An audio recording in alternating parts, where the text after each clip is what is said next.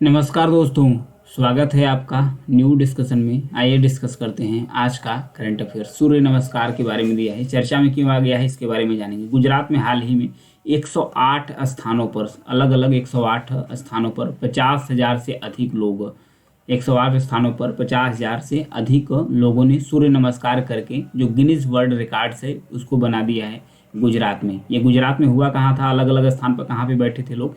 जो मेहसाणा के मोढेरा सूर्य मंदिर है वहाँ पर ये लोग बैठे थे। यहाँ पर देख सकते हैं अलग अलग स्थानों पर 50,000 से अधिक लोग एक साथ बैठे हैं, बैठ कर सूर्य नमस्कार योगाभ्यास किए हैं। 108 स्थानों पर बैठे थे। तो ये गिनीज वर्ल्ड रिकॉर्ड बना दिए हैं गुजरात में, तो इसे याद रखिएगा। सूर्य नमस्कार के बारे में जानते हैं। सूर्य नमस्कार जिसे यह एक योगाभ्यास है जिसे 12 मुद्राओं में किया जाता है। यहाँ पर देखिए अलग अलग पोज देख सकते हैं, फर्स्ट, सेकेंड, थर्ड, 4, 5, 6, 7, 8, 9, 10, 11, 12 अलग अलग पोज है इसमें।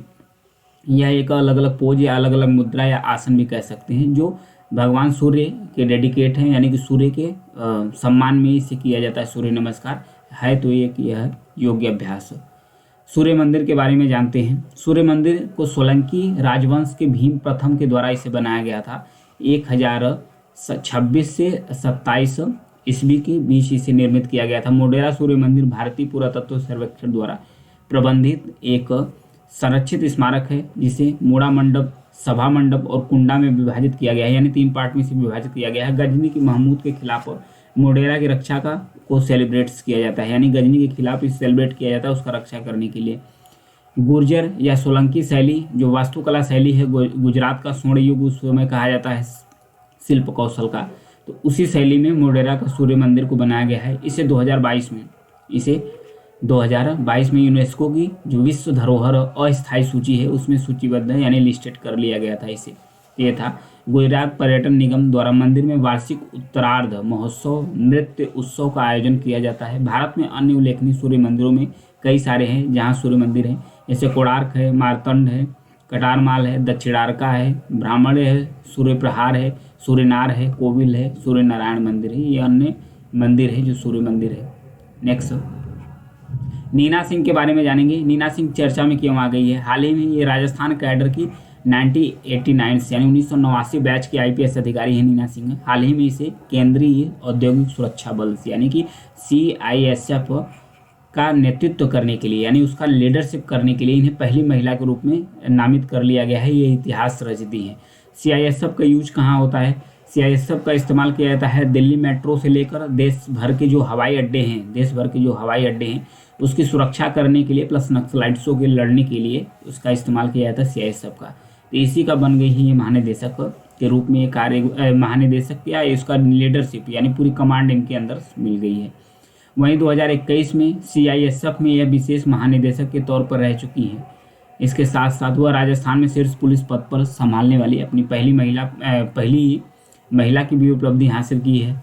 राज्य महिला आयोग के साथ एक आउटरीच कार्यक्रम विकसित करने में महत्वपूर्ण भूमिका निभाई। नोबेल पुरस्कार विजेता अभिजीत बनर्जी और एस्थर डुप्लो के साथ सहयोग किया और पुलिस पहुंच बढ़ाने के लिए परियोजनाओं पर इन्होंने बहुत अच्छा काम किया। हाई प्रोफाइल्स मामलों से जुड़े सिंह को 2020 में पेशेवर उत्कृष्टता के लिए अति उत्कृष्टता सेवा पदक का सम्मान भी इन्हें दिया गया था 2020 में। ये थी नीना सिंह, याद रखिएगा।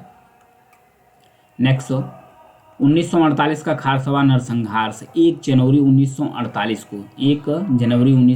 को झारखंड का अंदर से एक शहर है खारसवा, वो जलियांवाला बाग कांड जैसा ही नरसंहार हुआ था। उसमें हुआ क्या था, जो खारसवा है उसको उड़ीसा में विलय करने के खिलाफ, इन लोग खारसवा को उड़ीसा में विलय कराया जा रहा था, तो इसके खिलाफ कुछ लोग जो आदिवासी लोग हैं इकट्ठा हुए उसका प्रदर्शन कर रहे थे, अपने नेता का इंतजार कर रहे थे, जिनका नाम था, इनके जो आदिवासी हैं उनके नेता का नाम था, नीचे देखें मुंडा नाम है, जयपाल मुंडा नाम था, इनके नेता का नाम जयपाल मुंडा था। उन्हीं का इंतजार कर रहे थे, आई नहीं, लेकिन भीड़ जो पुलिस थी, पुलिस के द्वारा आदिवासियों पर गोलीबारी की गई जिसमें सैकड़ों घायल हुए और हजारों लोग वहाँ पर मारे गए थे। लेकिन इसकी पृष्ठभूमि कहाँ से स्टार्ट हुई थी, एक अलग आदिवासी राज्य की मांग चल रही थी, 1912 से ही चली रही थी, जो पिछले कुछ वर्षों में जोर पकड़ रही थी। खारसवा उड़ीसा में विलय का विरोध शुरू हुआ और 50,000 से अधिक आदिवासी इकट्ठा हुए और अपने नेता जयपाल मुंडा का इंतजार ही कर रहे थे। तब तक इन पर अशांति फैली, इन पर गोलीबारी हुई, इसे कहा जाता है। इसे हर साल 1 जनवरी यानी कि 1 जनवरी को एक शोक दिवस के रूप में सेलिब्रेट्स करते हैं, यानी कि शोक दिवस के रूप में याद करते हैं 1 जनवरी को, हर जनवरी को इस कांड को, खारसोवा कांड को। जलियांवाला बाग नरसंहार क्या है? यह अमृतसर नरसंहार के रूप में भी जाना जाता है। जो जलियांवाला बाग नरसंहार है, इसे अमृतसर नरसंहार के रूप में जाना जाते हैं, क्योंकि ये घटना अमृतसर में ही हुई थी। 13 अप्रैल 1919 को हुआ था। ब्रिटिश सैनिकों ने निहत्थे भारतीयों की शांतिपूर्ण भीड़, यानी जो रालेट एक्ट आया था उसके साथ जो स्वतंत्रता सेनानी थे उसको गिरफ्तार किया गया था।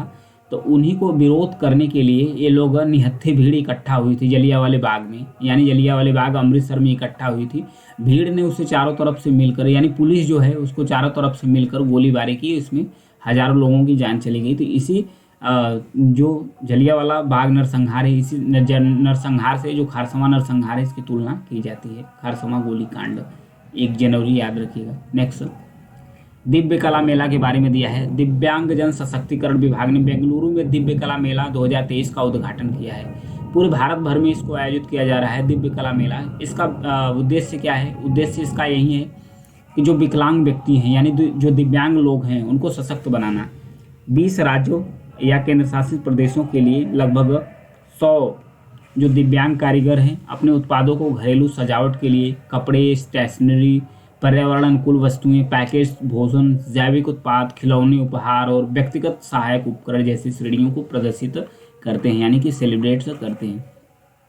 मेले में दिव्यांगजन कलाकारों द्वारा सांस्कृतिक गतिविधियां और प्रदर्शन भी किए जाते हैं, और उसके बाद जो मार्केटिंग का काम होता है उनके द्वारा ये भी किया जाता है, और उनकी स्किल को भी प्रदर्शित करने का एक मंच मिल जाता है।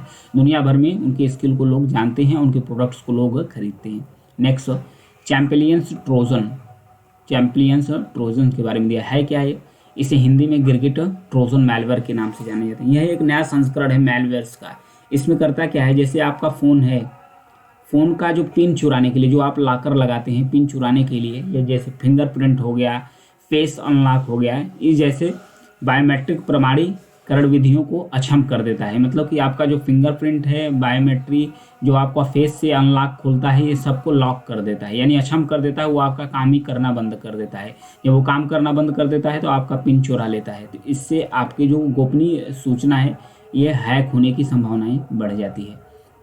इसीलिए किसी भी अनधिकृत पहुंच प्राप्त करने के लिए, एक्सेसिबिलिटी सेवा का उपयोग करने के लिए किसी भी नए, अगर एंड्रॉयड या किसी भी ऐप का आप इस्तेमाल करते हैं, किसी भी ऐप्स का आप इस्तेमाल करते हैं, तो औपचारिक हो तो आप कर लीजिए, पहले आप इसकी जांच कर लीजिए कि ये सही है कि नहीं, और फिर उसके बाद अनौपचारिक, मतलब कि अगर आपको इसकी आवश्यकता नहीं है तो इस ऐप्स का इस्तेमाल करने से बचिए, ताकि आप इस जैसे खतरनाक मालवेयर से बच सकते हैं।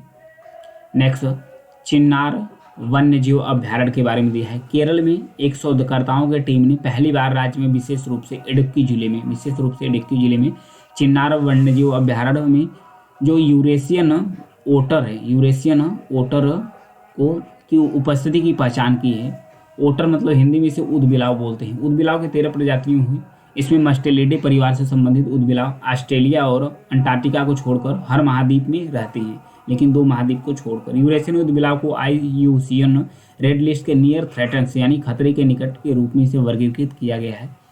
यूरेशियन ऊदबिलाव दुनिया भर में विस्तृत प्रजाति है, लेकिन भारत और चीन, इंडिया और चीन में और नेपाल जैसे देशों में इसका उत्पीड़न होता है, मतलब इसका शिकार कर लिया जाता है। शिकार और निवास उसका हानि की वजह से इनकी आबादी में गिरावट देखने को मिली है। तो हाल ही में केरल के स्तनपायी सूची में एक नया सदस्य जुड़ती है, जिससे चिकना लेपित ऊदबिलाव और छोटे पंजे वाले ऊदबिलाव के साथ राज्य में देखने को मिला था। तो ये इसलिए चर्चा में आ गया था चिन्नार वन्यजीव अभ्यारण्य। तो आइए देख लेते हैं लोकेशन चिन्नार वन्यजीव अभ्यारण्य का। लोकेशन इंपॉर्टेंट है। Chinnar wild life sanctuary Kerala के अंदर है, केरल के इडुक्की जिले में है। प्रमुख नदियों चिन्नार और पंबारन नदी यहाँ पर शामिल है, यहाँ से गुजरती है। पश्चिमी घाट का वर्षा छाया क्षेत्र है ये। निचले क्षेत्रों में 6 से 7 महीने तक शुष्क मौसम रहता है और औसत वर्षा 500 mm तक होती है। 500 mm तक यहाँ वर्षा होती है। 965, ध्यान रखिएगा, 965 जो फूलों की प्रजातियाँ हैं ये लुप्त प्राय यहाँ पर देखी गई है। उसके साथ साथ यह मधुबन, हिल्स, पुलाया जनजातियाँ निवास करती हैं यहाँ पर। इसमें केरल के सबसे बड़े महापाषाण स्थल यहाँ पर शामिल है। कहाँ पर? जो चिन्नार वाइल्ड लाइफ सेंचुरी है। तो आज के लिए इतना ही है। Thank you.